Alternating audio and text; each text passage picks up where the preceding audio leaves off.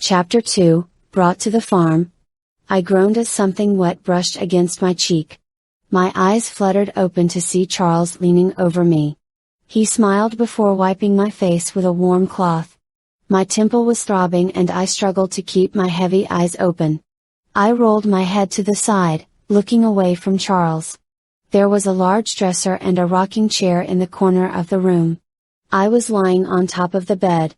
My muscles screamed out in pain as I raised my arms to push him away. My hands were pressed against his chest, but he did not move. "Where am I?" My hoarse voice croaked. "You're home, Juliet," he said. I gasped when he said my real name. Charles chuckled and ran his fingers through my hair. The bile was rising in the back of my throat as Charles leaned in closer. He smiled, revealing his yellowing teeth. "I looked in your wallet and saw your driver's license," he said. "We don't like liars in this family, Juliet." "Where am I?" I asked again. "I already told you. I've brought you home." His warm breath fanned across my face. "Don't worry. You are safe here. You're finally safe from the outside world." "Let me go," I said. "You can't do this." I propped myself up on my elbow and pushed myself away from Charles. The blanket covering my chest slipped down. I clutched the blanket in my hand, and my thumb brushed across the bare skin of my chest. My heart pounded. I was naked underneath the blanket. Charles smirked when he saw my realization. "I was just cleaning you up," he said. "I can't have you meeting my son looking all dirty." "What are you talking about?" I asked. "Jimmy," he said. "He's my oldest son. You see, Juliet, we have a tradition in this family. On our son's 20th birthday the father, who is me, goes out and saves a girl from the outside world and brings them into this family." My head was pounding. I squeezed my eyes shut and I tightened my grip on the blankets. "You are now going to be Jimmy's wife," he said. My eyes flew open. Charles was staring at me with a smile plastered across his lips. I swallowed past the lump that was forming in my throat. This man was psychotic. This had to be a dream. There was no way any of this could be real. "No," I said. "I need to get home. My roommate is probably worried that I never came home last night."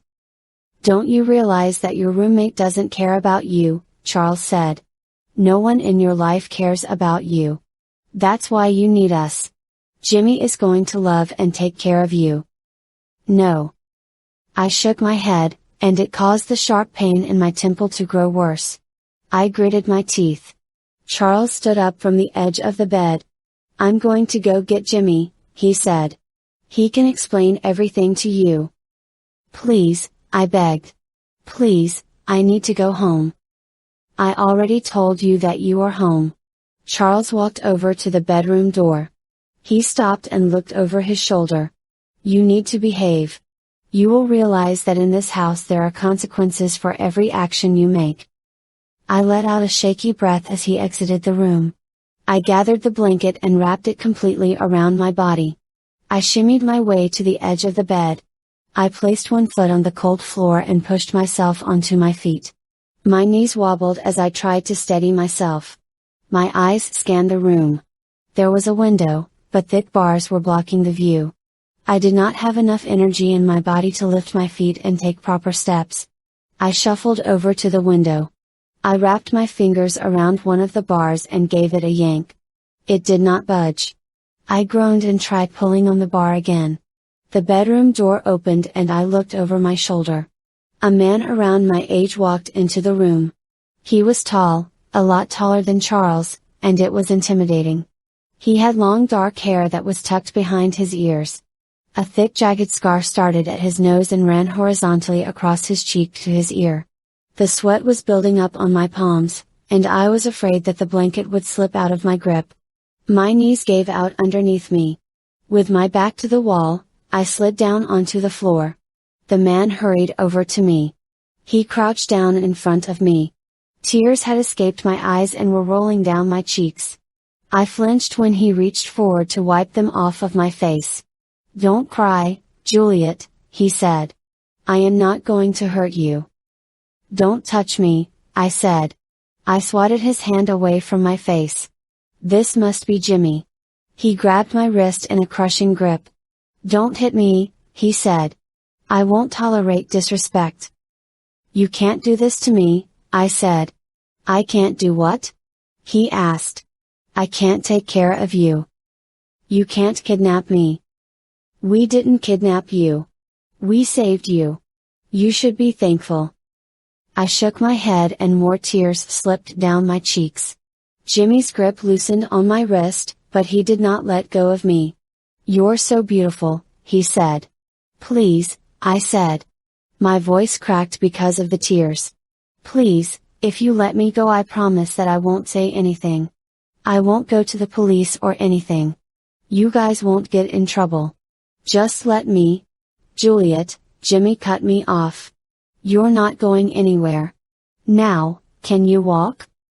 Please, you can't keep me here. Juliet. He raised his voice. You need to listen to me. Can you walk or are you too weak? I bit down onto my bottom lip and sucked in a deep breath through my nose. I can walk, I said. Good, he said. Now, let's get you changed and I'll show you around the house. Jimmy stood and he pulled me onto my feet. My knees were shaking. He snaked his arm around my waist and pulled me into his body. The smell of mud and sweat filled my nose.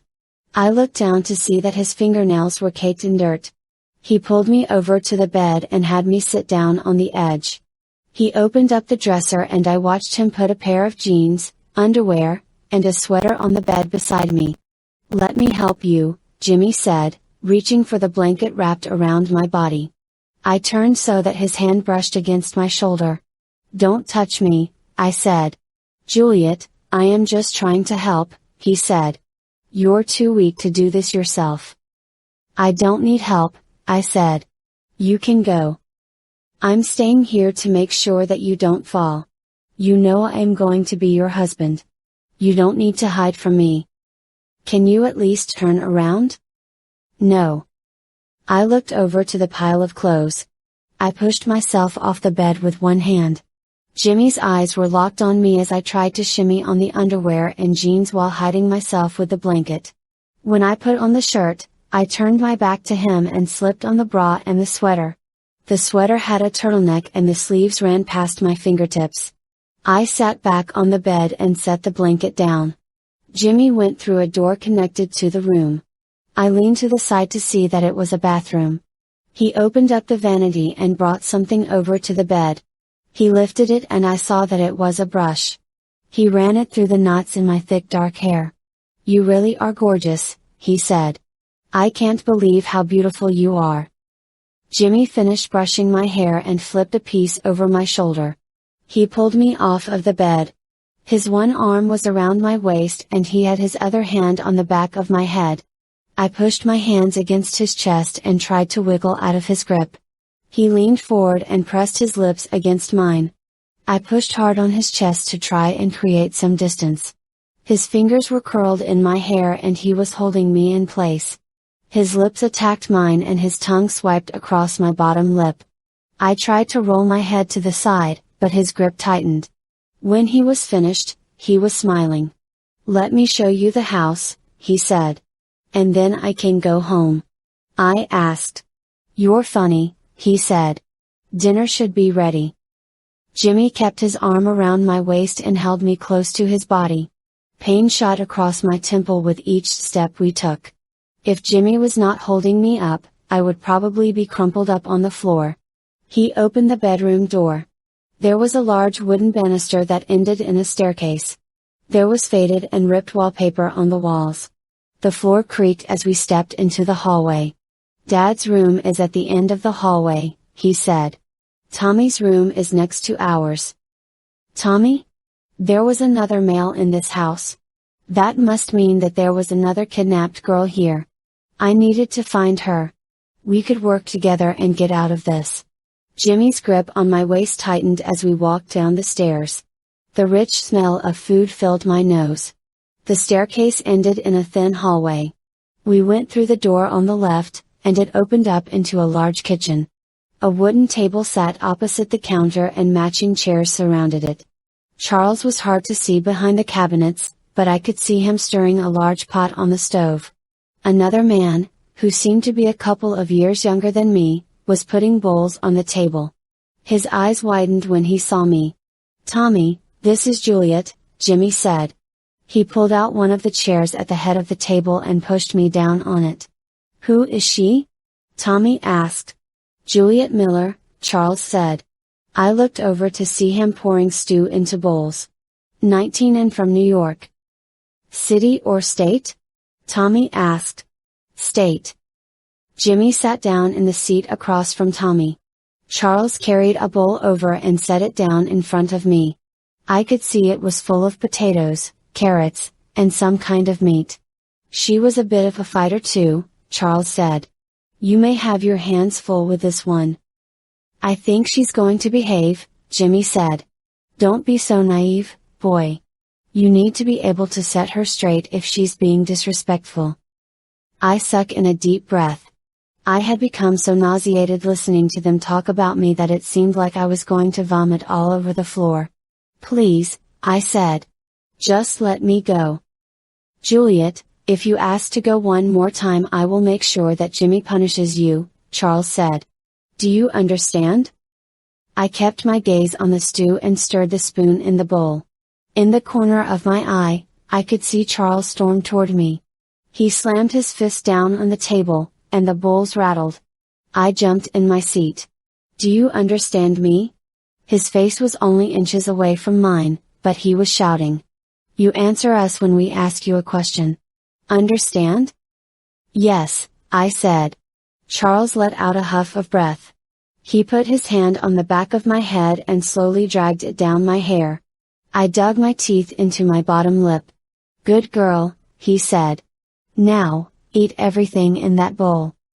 I nodded and he walked back over to the counter. My stomach was twisted in a tight knot. I took small bites of the stew to stop myself from being sick. I looked up to see Jimmy's eyes were locked on me.